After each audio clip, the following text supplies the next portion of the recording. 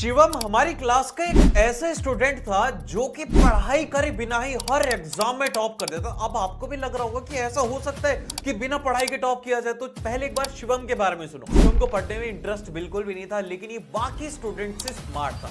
तो बाकी स्टूडेंट जहां पर एग्जाम पास में आते थे वो 13-14 घंटे तक पढ़ाई करते थे, पढ़ते जाते थे। और शिवम पता है बड़ा ही आराम से रिलैक्स रहता था और एग्जाम से बस एक दिन पहले पढ़ के और वो एग्जाम में टॉप कर देता। अब आपको लग रहा होगा कि इसके पास में कोई सुपर पावर होगी जब ऐसा होता होगा। नहीं, हम सभी स्टूडेंट उसके पास में गए, यार प्लीज बता दे कि भाई तू कैसे यार इतना कम पढ़ के भी हम सबसे आगे निकल जाता है। पता है उसने क्या कहा कि मैं ना स्मार्ट स्टडी करता हूँ और इस वजह से क्या होता है कि पेपर से पहले मेरे पास में पेपर आ जाता है। तो सभी स्टूडेंट हंसते हुए ऐसे बोलते हैं कि भाई यार चोरी मत किया कर। उसने कहा कि भाई मैं चोरी नहीं करता, मैं स्मार्ट स्टडी करता हूँ जिससे कि मुझे पता लग जाता है कि एग्जाम में ये टॉपिक आएंगे और ये टॉपिक नहीं पढ़ना। अगर सोचो कि आपको ऐसा पता लग जाए कि ये क्वेश्चंस आने वाले और ये क्वेश्चंस नहीं आने वाले, जो क्वेश्चंस आएंगे अगर उनको पढ़ के जाओगे तो फुल मार्क्स आएंगे ना।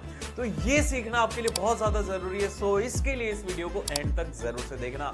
सो hello everyone, I am Ayush Punia and welcome to सीखोस ऑफिशियल शो बोर्ड एग्जाम। तो भाई देखो, यहाँ पर सबसे पहले तो आपको एक गलती नहीं करनी। जैसे एग्जाम टाइम पास मिलता है ना, ये स्टूडेंट बहुत ज्यादा गलती करते हैं, जो कि आप भी करते होंगे। आप मुझे कमेंट करके बताना यस और नो में आप करते हो या नहीं। अब जैसे एग्जाम पास में आते हैं ना, हम क्या सोचते हैं कि नोट्स को पढ़ने लग जाते हैं। एक बार पढ़ते हैं, 2 बार पढ़ते हैं, 3 बार पढ़ते हैं, बार पढ़ते हैं, रटते जाते हैं जब तक कि वो याद नहीं होता। और एग्जाम में क्या होता है कि वो इतनी बार रटा हुआ जाकर के भूल जाते हैं। तो पता है टॉपर्स क्या करते हैं, जो भी स्टूडेंट एग्जाम में अच्छा स्कोर करते हैं, वो पता है क्या करते हैं, वो है ना ये पढ़ते ही नहीं है। अब आप कहोगे कि बिना पढ़े कैसे आएंगे, वो पता है नोट्स नहीं पढ़ते। वो सबसे पहले वो जो नोट्स है ना, वो क्वेश्चंस फॉर्म करते हैं। क्योंकि जब हमारा दिमाग क्वेश्चंस फॉर्म करता है ना, तो हमें वो चीज जल्दी याद आती है। तो उन्होंने क्वेश्चंस फॉर्म कर लिया, अब वो उन क्वेश्चंस के आंसर करते हैं, तो उनको हमसे ज्यादा जल्दी याद होता है और बड़ी आसानी से याद होता है। और फिर उसके बाद में अब जो नंबर 2 ट्रिक वो लोग फॉलो करते हैं, जिससे कि वो पेपर पता कर लेते हैं। पता है वो क्या है, वो यूज करते हैं 80-20 रूल को। अगर आप ये रूल नहीं जानते तो इस रूल का मतलब ये होता है कि आपका जो 80% पेपर होता है ना, वो 20% टॉपिक से आता है। अब ये 20% टॉपिक ऐसे होते हैं जो कि मोस्ट इंपॉर्टेंट होता है। अब सवाल ये आते हैं कि हम कैसे पता करेंगे।